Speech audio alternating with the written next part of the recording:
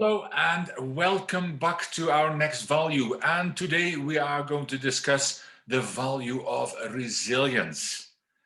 I mean, everywhere around the world, there are so many challenges at the moment. So if resilience was ever a value that we all need to learn more about and incorporate into our daily lives more, now is really the time. And the greatest glory in living lies not in never falling, but in rising every time we fall. And that was, of course, from the great and late Nelson Mandela. Now, in South Africa, what is happening at the moment, it is very, very much more necessary with all the rioting and looting that has been seen around the world.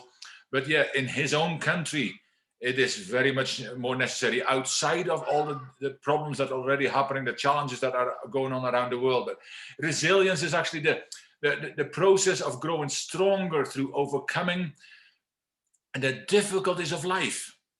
See, when we are resilient, we withstand change, hardship, and even tragedy.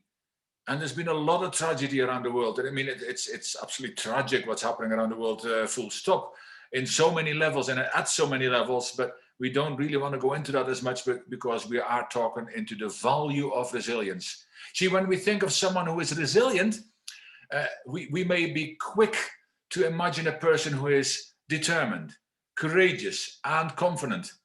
Now, while these are all certainly valuable traits to have, positivity and balance are just as important for somebody who's resilient. See, the most challenging situations in life are the ones involving change, especially negative change. Now, if we haven't seen a lot of change around us at the moment and a lot of negative change, because much of it is certainly not good, but this is happening right now. And resilience actually helps us to deal with change because resilience is, in a word, flexibility. See, when we creatively explore the possibilities and focus on the positive sides, we can persevere and overcome almost anything. And that's really what talks into resilience. And yeah, with all the anxiety, depression, the fear, and the negative emotions, many more of which we have at the moment around the world, this is certainly a value that really we need to learn to live into more. We need to have more resilience, and there's a lot of resilience being shown around the world, and these resilient people also give a lot of hope to others because of what they do and how they stand up and are counted, especially in our communities. This happens in South Africa at the moment with people coming together in the communities to help feed those who are starving at the moment and who have been suffering for a long time. And it's only become apparent during these riots and the looting going on, which is absolutely disgraceful. But people have shown a lot of resilience, and when they do that, they stand up and they lead. And that is what we need. We need to see more people who lead and give hope to people with the right foundation of values. So hope is a necessary ingredient in resilience. See, if we have no hope, we have no reason to hold on when things really get hard. See, that comes from the biblical saying where there is no hope, the people perish. And it happens. It happens so much. See the choice to hope that something good will happen, the choice to move forward when we don't know exactly why or how we should, is what makes us resilient. And another thing about hope, when I talked into the value of the hope, I think all these weeks ago, where there is hope in the future, there's power in the present. And if we ever needed that. And Napoleon Bonaparte talked about hope many years ago, and he said, that's that little French fellow you might have heard about, but he said, leaders are sellers of hope. Now, you need to show some resilience if you're going to sell it, because you need to be hopeful yourself if you can give hope to other people. See, you can't give what you haven't got, and resilience is the same. We need to show that resilience. We need to show, yes, times are tough, things are hard, but together we will get through this. Resilience.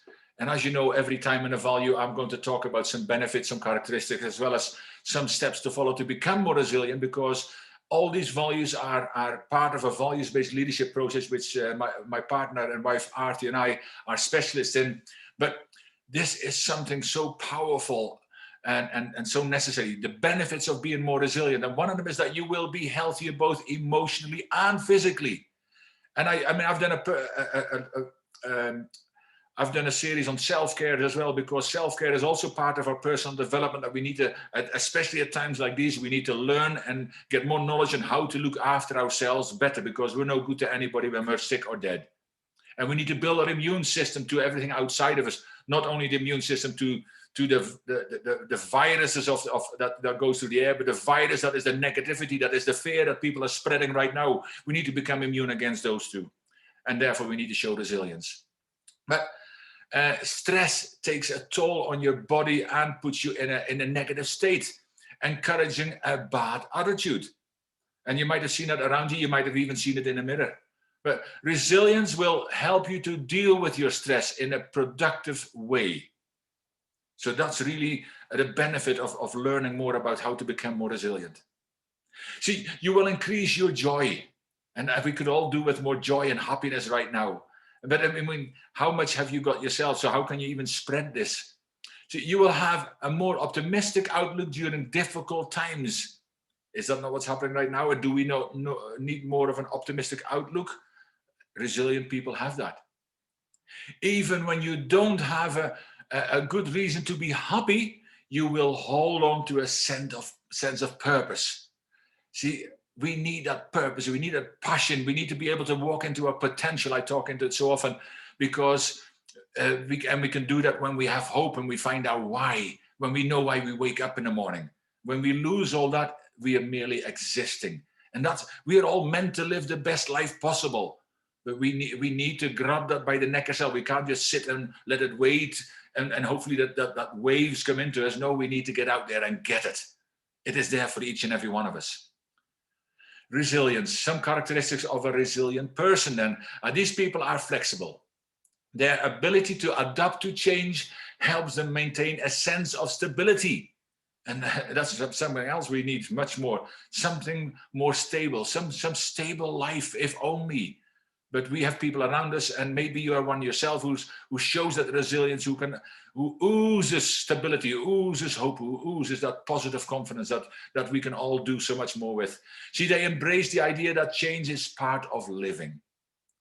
And I mean, people say, "Oh, we want to go back to the old now where we were before." Well, that's never coming back. And the new now is here. We're living in the new now. But what we need to really do is to together to create a better future, a better now in the future. And we can only do that together. And values is a powerful and necessary part of that.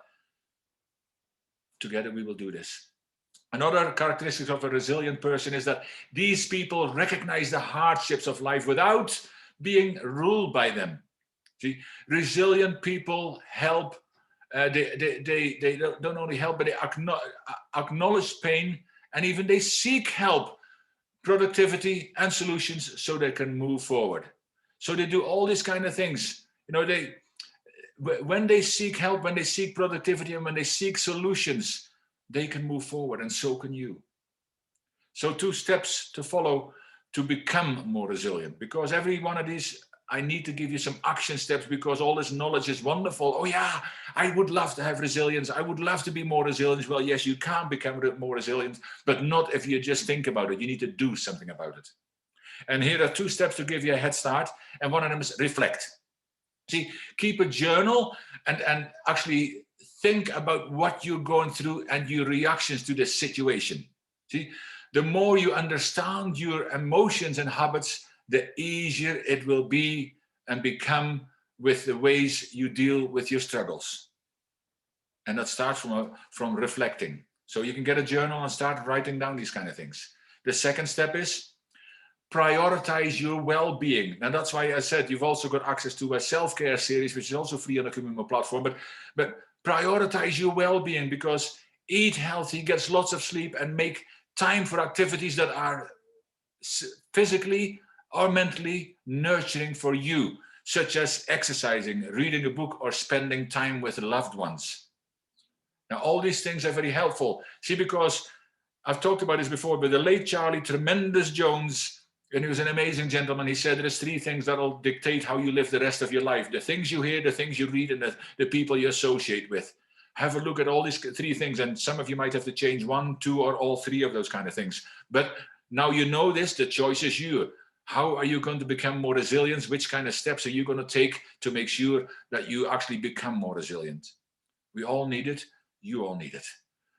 If you are taking steps to become more resilient, and I look forward to seeing you in the next value. Take care.